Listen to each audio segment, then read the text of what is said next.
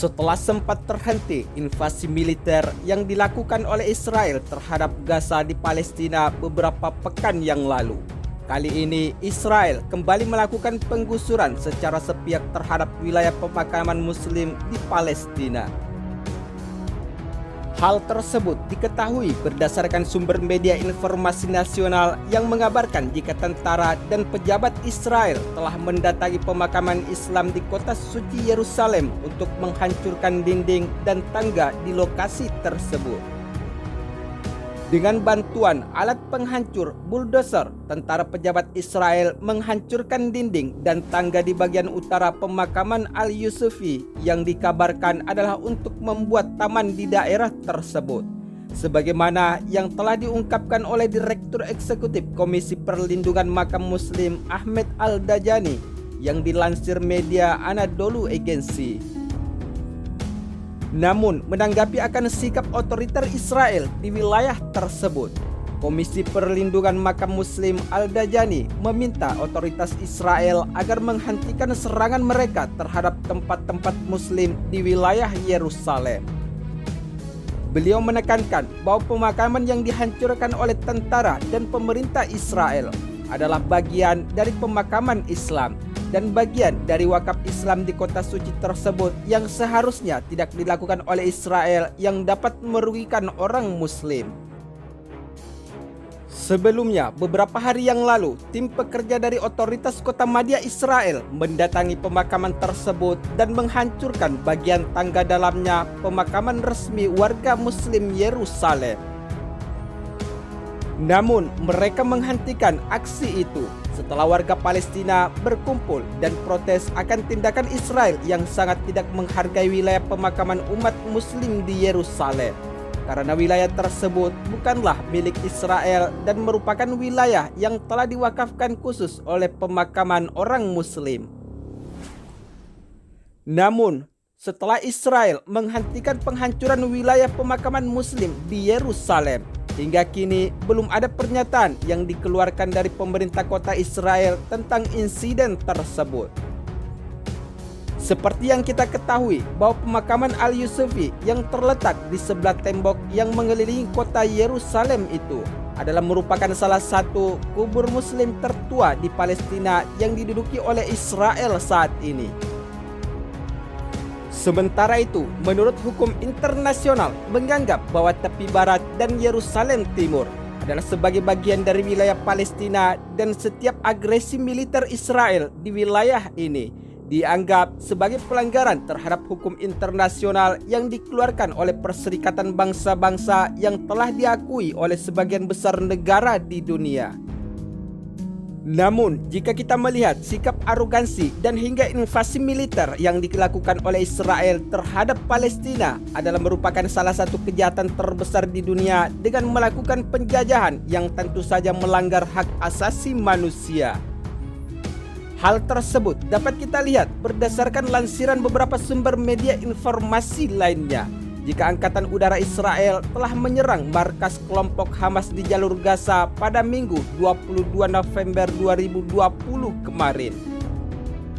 Di dalam penyerangan yang dilakukan oleh militer Israel di wilayah tersebut, dikabarkan ada dua lokasi yang menjadi sasaran Israel, yaitu sebuah kompleks militer dan infrastruktur bawah tanah. Tetapi pemerintah Israel tidak mau memberikan informasi lebih lanjut perihal serangan tersebut. Namun, beberapa sumber media informasi lainnya mengabarkan bahwa serangan yang dilakukan oleh Israel di wilayah jalur Gaza tersebut adalah merupakan balasan atas serangan roket yang diluncurkan dari wilayah Palestina. Sebelumnya, di dalam serangan roket pasukan Hamas itu di Gaza, Palestina, Israel mengklaim jika tidak ada korban jiwa ataupun kerusakan atas serangan yang dilancarkan oleh Hamas. Namun informasi penyerangan Israel terhadap dua jalur di Gaza yang dikabarkan media informasi terkait bisa saja benar, bahwa adalah merupakan serangkaian serangan balasan Israel untuk Palestina. Namun, walaupun di bulan Desember ini tidak lagi terlihat adanya invasi militer dari Israel, tetapi setidaknya Israel telah melakukan berbagai hal untuk menguasai beberapa titik wilayah di Palestina dan salah satunya adalah jalur Gaza Palestina dan termasuk wilayah pemakaman Muslim di Yerusalem.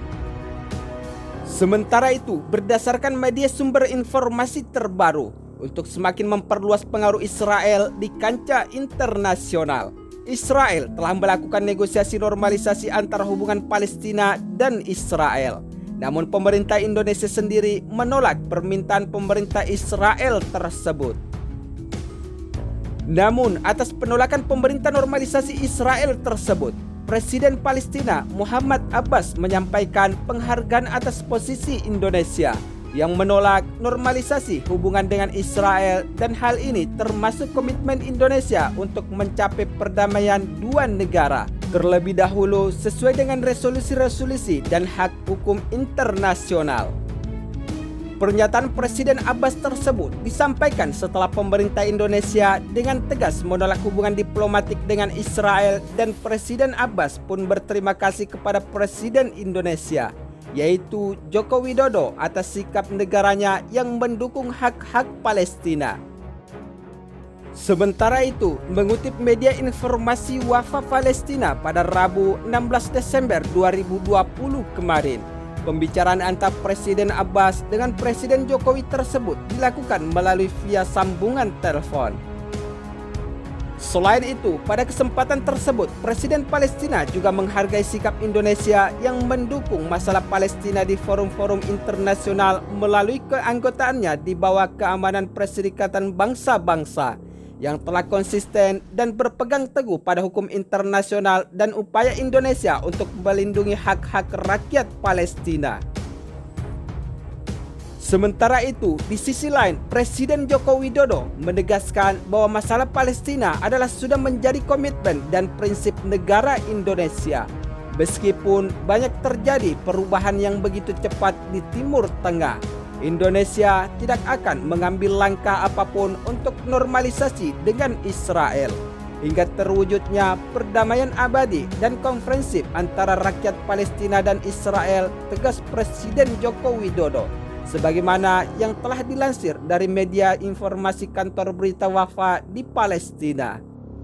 Selain itu, Presiden Jokowi juga kembali menegaskan bahwa Indonesia sebagai negara Muslim terbesar akan terus berupaya mendukung tercapainya perdamaian dan melakukan peran yang lebih besar dalam hal komitmen Indonesia terhadap kedua negara.